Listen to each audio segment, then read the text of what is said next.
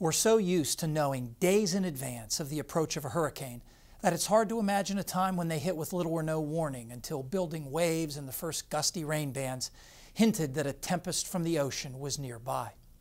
This Friday is the 140th anniversary of the first U.S. hurricane warning. It was issued by the Army Signal Corps, which handled weather forecasting for about 20 years after the founding of the U.S. Weather Service in 1870. The Signal Corps warned of a tropical threat on August 23, 1873, from New Jersey to Connecticut, and though the storm missed the U.S., a new era of tropical forecasting had begun. Now, even non-tropical forecasts in those early years weren't very good, but the telegraph allowed observations from farther west to be relayed east, so the approach of typical mid-latitude storms that moved across the country was often known in advance to some extent. But hurricanes, which come off the ocean from the south or east, where few observations are available, were a different story. Still, by the 1890s, underwater cables linked U.S. forecasters to a few Caribbean islands and the Bahamas, strategic locations for an early heads-up about storms that might hit the U.S.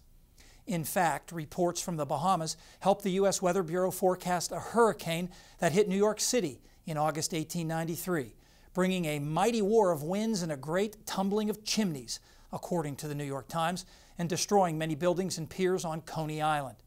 Prior to Sandy, that was the most damaging hurricane to hit New York City.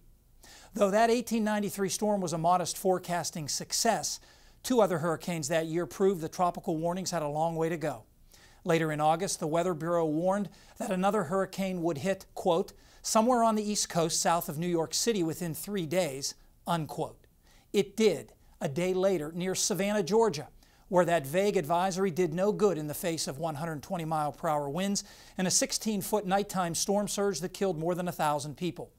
Another deadly storm, this time with no warning, plowed through the lowlands south of New Orleans in October, killing an estimated 2,000 people.